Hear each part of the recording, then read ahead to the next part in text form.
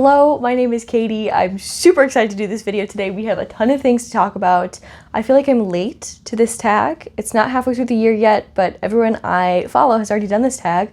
So I guess everyone's just really excited to talk about the books that they read in the first half of this year, and I don't blame them because I'm super excited too.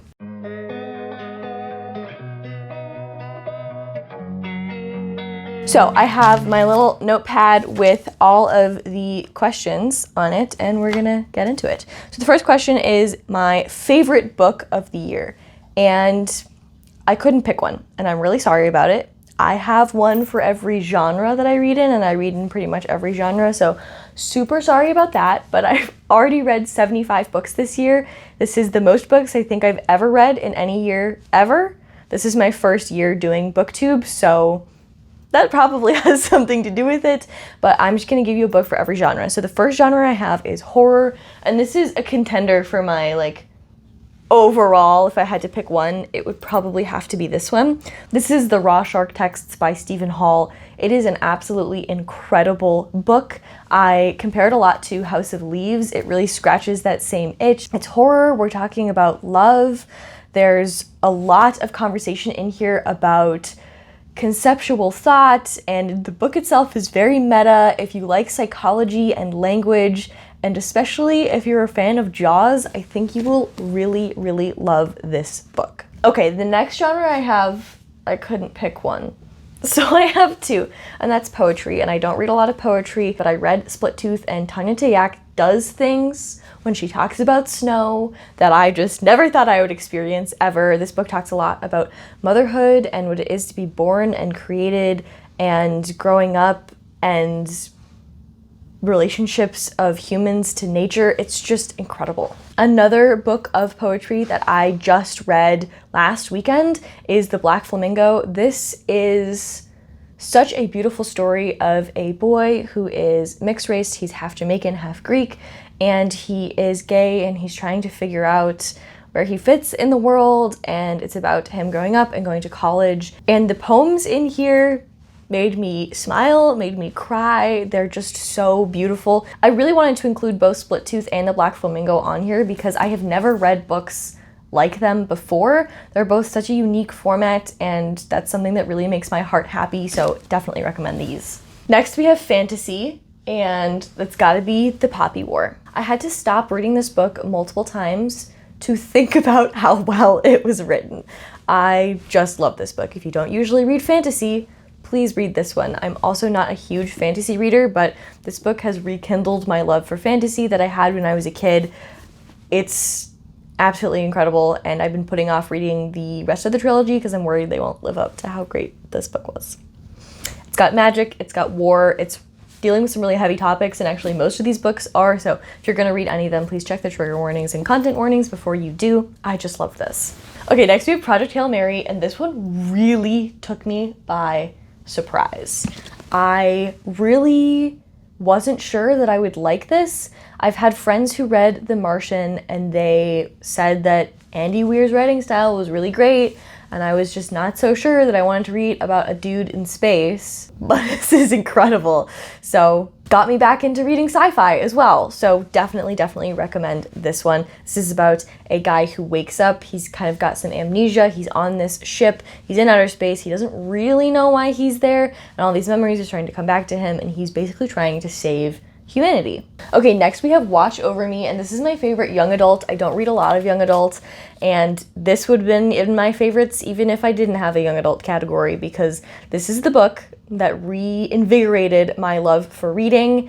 It is one of the first videos that I ever posted on my YouTube channel was talking about this book. It holds an extremely special place in my heart. Nina LaCour just writes in such a beautiful way. This book talks about trauma in such a healing way. There's also little ghosties. It's just so perfect. I love this book.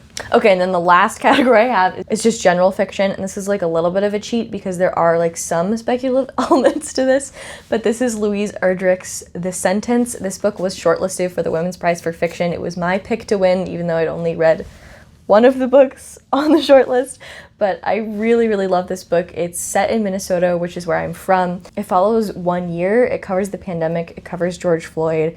It talks a lot about being Indigenous, and it talks a lot about books. Our main character is working in a haunted bookstore. The bookstore is being haunted by her most annoying customer. It's amazing. I still think about this book. I definitely want to reread it one day. And in the back, it has a whole list of our main character's favorite books, and I really, really, really want to work my way through that list. Just an incredible, incredible book if you love books. Okay, the next question is my favorite sequel of the year. And unfortunately, I've only read one sequel, but it was a 5-star, so that is Down Among the Sticks and Bones. This is my favorite book I have read so far in the Wayward Children series. I've only read 2, but I did prefer this to the first one. This is about kids who find portals to other realms, and then they find themselves back in our reality, and they're trying to deal with the consequences and ramifications of having been to a world that was perfect for them, and now they're back in this world. And every other book is set in one of those alternate worlds, and this one is set in Jack and Jill's world, and it was just amazing. I've loved it so much. If you haven't picked up this series yet, please do. Then we have my favorite reread, and again, I've only reread one thing this year, but again, I loved it. It was a 5-star, and that is The Alchemist. This is by a Portuguese author, and I haven't read a lot of books by Portuguese authors, even though I am half Portuguese. So I really want to read more books from Portuguese authors, and I just absolutely love The Alchemist. It is a beautiful allegory about a boy who is a shepherd, and he's trying to follow his personal legend. There's treasure, there's love. It's absolutely amazing. Okay, next we have new releases that I haven't read yet, and I have one of them physically, and that is Yerba Buena. You heard me gush about Watch Over Me. This is Nina LaCour's adult debut. I started reading this. I wasn't in a good spot to read it, and then I heard someone on BookTube talking about how they DNF'd it, and they also loved Watch Over Me, and I'm just worried that I'm not going to like it, and so I keep pushing it off, but I really need to read it because a lot of other people love this book, so there's no reason why I shouldn't. I just need to read it. This is my most anticipated release of the year. Other most anticipated releases that have already come out that I have not picked up yet are The Cartographers. This is about a woman, her father has died, he was a cartographer, and she finds this old map that has some secrets in it and uncovers this secret society, and it sounds like a really interesting read, so I definitely want to pick that up. I actually just grabbed the audiobook from my library, so that is up next. And then the last one is Portrait of a Thief. This is apparently about a group of people who are stealing art from museums and returning them to the lands they were stolen from, so that sounds very exciting, but I haven't heard a lot of people actually read it. I think I heard a lot of people talking about it when it was about to come out or just came out, but I haven't heard a lot of reviews. So I don't know if no one's read it or if it was bad and they didn't want to talk about it, but let me know if you've read Portrait of a Thief in the comments. This is a question that was added by Kayla from Books and Lala, and I really like it, so I'm going to include it here. And it's, how has your reading changed and what genre are you reading more of? I never ever used to read graphic novels or manga or anything, and I've actually read a couple of them this year, and I really, really love that format, so I definitely want to pick up more of those in the future. Nimona was great. I'm going to talk about A Man and His Cat later.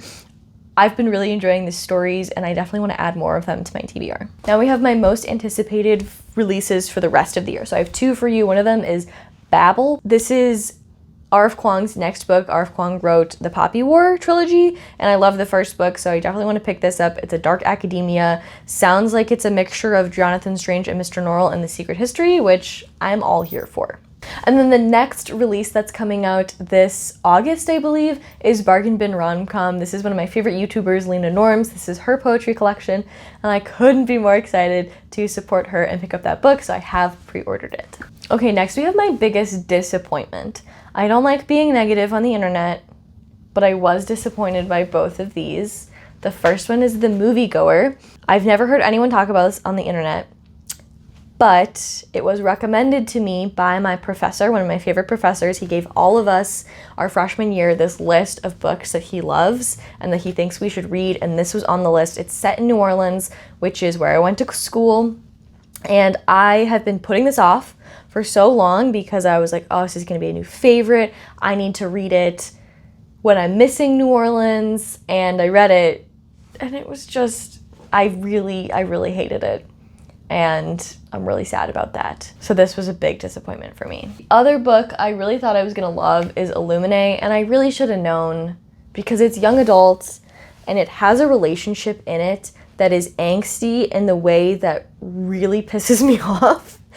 And that's a me problem. Like that's a me problem, not the book's fault at all. But it's got this really cool structure to it where it has like all these dossiers and files and chat transcripts. And that part of it was really, really interesting. But just the way that the characters talk to each other made me want to hit my head against the wall. So unfortunately, I had to DNF. Okay, next we have my biggest surprise, and I'm really excited to tell you about both of these. The first one is How to Not Die Alone. I really thought I would hate it. I've said this a lot on my channel because I think other people will think they're gonna hate it, and I have to tell you, give it a shot. Check out the audiobook from your library. You don't even have to spend any money. Just support your library, check it out, give it a shot. It's so good. It talks about everything you need to know about how to be in a relationship and be intentional about different stages of a relationship and what gives people the most success. She backs everything up with really solid data, but also includes these case studies that are super entertaining. So I highly recommend this book. It was a huge surprise for me. Really thought I would hate it, but I loved it. The other book that really surprised me was Earthlings, because I was not prepared for the ending of this book. If you're considering reading this, look at the content warnings. It gets very gross and very wild.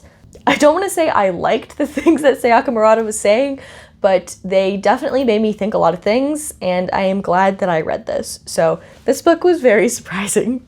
I'm trying to pick different books for every prompt, but for this one, my new favorite character, I have to say, the other character in Project Hail Mary is my favorite character that I have ever read in any book, and I just want to hear more about them. I just want to hear more about them. I loved that character. If you've read this book, you know who I'm talking about. Amazing.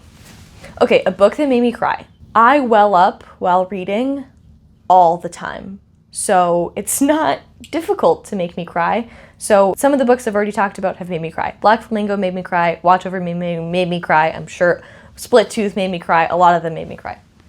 Some of the books I haven't talked about yet that made me cry. Where the Crawdads Sing. This is about a girl who's growing up in the marsh of North Carolina. It is such an interesting book, and it made me cry.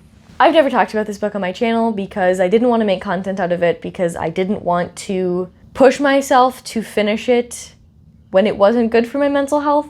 But I did end up finishing it, and it's still, I would say this book haunts me, and not in a bad way. I love this book. It's one of my favorite books, and I'm really glad that I was intentional about making sure that I was in a good mental place while I read this. I do have to say, like, I can't in good faith recommend this to anyone, so if you're considering reading this book, please do your research, please know what you're getting yourself into, especially if you have a history with self-harm. This book is extremely triggering, so just a heads up on that. This book made me cry every time. I didn't cry when anything bad happened to the characters, but I cried every time something good happened to them because I just wanted them to be happy. And the ending, of course, made me cry. So, A Little Life. Other things that made me cry. The Traveling Cat Chronicles. I sobbed at the end of this, and I was warned that I would sob at the end of this. I was listening to the audiobook when I was reading the end, and I didn't realize how close I was to the end, and I was just like walking around my neighborhood with my dog, just sobbing. This book is just narrated by a cat, and it's beautiful, and it's following this man and his cat, and they are going around. The man's trying to find a new home for his cat, and they are going around and visiting all of his friends from his past who he's asked to take the cat in, and it's just an incredible story. Now we have a book that made me happy, and that is A Man and His Cat. Like, full disclosure, this did also make me cry, but it was so happy. This is about a man who is grieving, and he adopts this cat, and he's never had a cat before, and he is experiencing the joys of owning a cat, and he messes up a lot, and the cat like kicks all the litter out of his litter box because he overfills it, and then he ends up going to the bathroom outside of the litter box, and the man is just loves this cat so much, and he's so kind to this cat, and it's just a beautiful story. I loved it. I think the art style is so cute. Amazing. Now we have the most beautiful cover. I read a lot of books with extremely beautiful covers, so I couldn't possibly tell you all of the covers that I find beautiful. I have two to show you. The first one is a Latsue. I just think that this cover is so stunning. I don't know what it is about this repeating motif and the art style. I just think it's absolutely beautiful, and I love how it continues onto the book itself. And the other one I have to show you is Why We Broke Up, and it's not the outside that I love, but the inside that I love, because it is rose petals, and I just think that's beautiful. Okay, now we have new favorite author. I don't really say that I have a favorite author yet because I want to read people's backlists before I say they're a new favorite author, but I will tell you some authors that I have started reading their backlists, or authors that I'm going to start reading their backlists, who are potential new favorite authors. So the first one is Andy Weir. I loved Project Hail Mary so much that I picked up The Martian, and I also loved that. So I'm going to be reading the rest of Andy Weir's backlist, and I will be auto-buying anything that he writes. Emily St. John Mandel, I read Station 11, loved it, then picked up The Glass Hotel, loved it. So I am now going to be picking up The Sea of Tranquility, which is her third novel. Other authors that I'm going to be reading their backlist or new releases are Nina LaCour. I need to pick up Yerba Buena. Louise Erdrich, she wrote The Sentence, and I have Future Home of the Living God. I also want to read The Watchmen. She has a really extensive backlist, and I'm super excited to be reading all of her stuff. And then also Stephen Hall, who wrote The Raw Shark Texts, has a new book, came out in 2021. It's called Maxwell's Demon, and I really want to read that. Okay, books I want to read before 2022 ends. I need to finish the Poppy War trilogy. I will be reading this as soon as possible. I must finish this before the year ends. I need to finish it, because I know if I don't read it this year, I'm never ever going to read it. I have this thing with series and trilogies and even duologies where I'll read the first one and love it and then never pick up the rest of it. And I don't know why I do that. I need to fix that, so I'm reading the rest of the Poppy War trilogy. I'm telling you, hold me to it. I need to read the rest of the Poppy War trilogy. The other book that I'm super excited to read is the 5th season. I've heard so many people talk about this, and it sounds like the perfect book. Like, my passions are reading and climate change, and this just feels like the perfect book. It's about this new 5th season. There's climate change, there's earth shakes, there's magical elements going on. It sounds right up my alley, and honestly, this is like new favorite book prediction. I think I'm gonna love this, and I really hope that I do. When I bought it at my local indie bookstore, the woman who was checking me out said that she loves it, so I've heard zero bad things about this. I'm really excited to read it.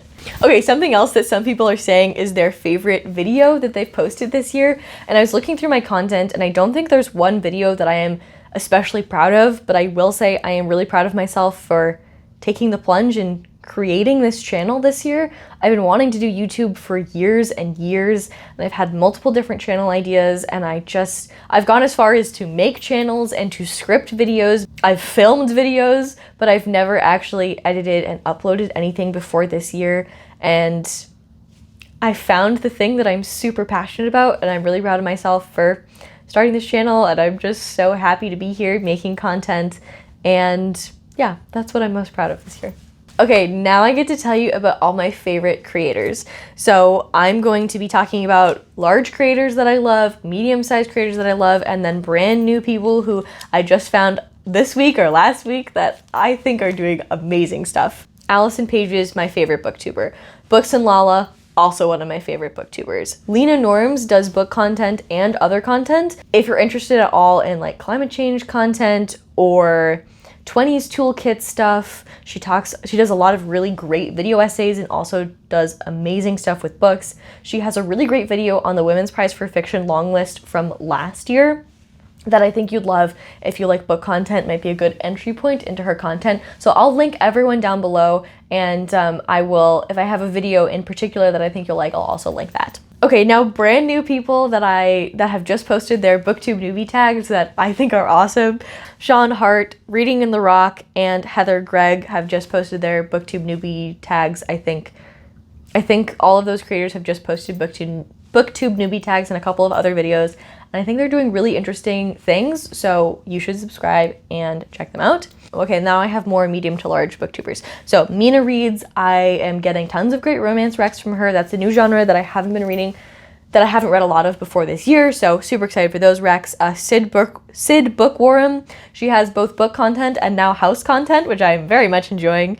The Book Leo, she's been doing a really great series where she tries to find new favorite book, and I think that series is incredible. I've been loving that. Christy Ann Jones is a writer, and she has a booktube channel, and she lives in Australia, so I love watching people who are in the southern hemisphere because the seasons are flipped, and so when I'm sitting here in the heat of summer wishing that I was in winter wearing my blazer, I can watch Christy Ann Jones' channel. Peruse Project also is posting some great house content. I think her dog is absolutely adorable. I've been getting lots of great fantasy recs from her.